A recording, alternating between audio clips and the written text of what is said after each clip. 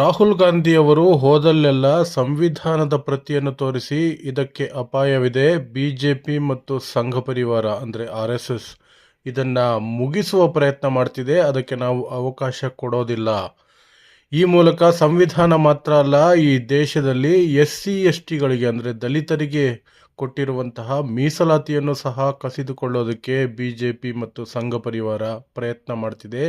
RSSನ ಈ ಪ್ರಯತ್ನವನ್ನು ನಾವು ಸಫಲ ಆಗೋದಕ್ಕೆ ಯಾವತ್ತೂ ಬಿಡಲ್ಲ ಅಂತ ಹೇಳ್ತಿರ್ತಾರೆ.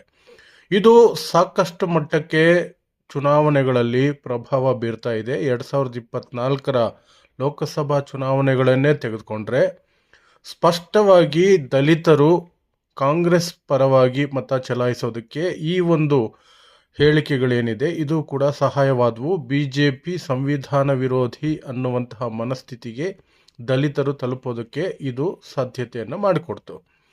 ಈಗ ಅದನ್ನು ವಿಧಾನಸಭಾ ಚುನಾವಣೆಗಳಲ್ಲೂ ಸಹ ರಾಹುಲ್ ಗಾಂಧಿ ಮುಂದುವರಿಸ್ತಾ ಇರೋದ್ರಿಂದ ಬಿಜೆಪಿಗೆ ದೊಡ್ಡ ಮಟ್ಟದಲ್ಲಿ ದಲಿತರ ಮತಗಳು ಕಳ್ಕೊಳ್ಳುವಂತಹ ಪರಿಸ್ಥಿತಿ ಇರೋದ್ರಿಂದ ಬಿಜೆಪಿ ಹೊಸ ದಾಳಿಯನ್ನು ಶುರು ಮಾಡ್ತು. ಅದೇನು ಅಂದರೆ, ಈ ಸಂವಿಧಾನ ಏನು ರಾಹುಲ್ ಗಾಂಧಿ ಅವರು ಎಲ್ಲೂ ಹೋದ್ರೂ ತೋರಿಸ್ತಾರೆ, ಇದು ಕೆಂಪು ಬಣ್ಣದಲ್ಲಿ ಏಕಿದೆ, ಇದು ಕಮ್ಯುನಿಸ್ಟ್ ಸಿದ್ಧಾಂತ ಅನ್ನುವ ವಾದ ಒಂದು ಕಡೆ ಇಟ್ಟರೆ, ಇನ್ನೊಂದು ಕಡೆ ಈ ಪುಸ್ತಕದ ಒಳಗೆ ಏನೂ ಇಲ್ಲ, ಖಾಲಿ ಪುಸ್ತಕ ತೋರಿಸಿ ರಾಹುಲ್ ಗಾಂಧಿ ಜನರನ್ನು ಯಾಮಾರಿಸ್ತಿದ್ದಾರೆ ಅನ್ನುವಂತಹ ಆರೋಪಗಳನ್ನು ಸಹ ಮಾಡಿದ್ರು.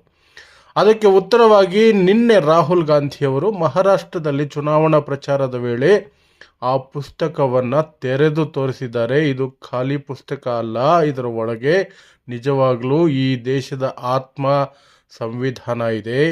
ಈ ಸಂವಿಧಾನವನ್ನು ಮುಗಿಸೋದಕ್ಕೆ RSS ಮತ್ತು ಬಿಜೆಪಿ ಪ್ರಯತ್ನಿಸ್ತಾ ಇದೆ. ಅದನ್ನು ನಾವು ತಡೆಯುತ್ತೇವೆ. ಯಾವುದೇ ಕಾರಣಕ್ಕೂ ಈ ಸಂವಿಧಾನವನ್ನು ಕಿತ್ತೆಸೆಯೋದಕ್ಕೆ ನಾವು ಬಿಡೋದಿಲ್ಲ ಅನ್ನುವಂತಹ ಮಾತನ್ನು ಪುನರುಚ್ಚರಿಸಿದ್ದಾರೆ. संविधान से चलना चाहिए और प्रधानमंत्री कहते हैं कि ये खोखली किताब है, इसमें कुछ नहीं लिखा है. ये देखिए,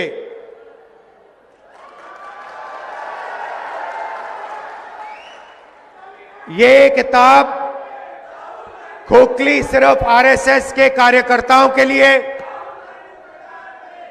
और बीजेपी के लोगों के लिए है. हमारे लिए ये इस देश का DNA है.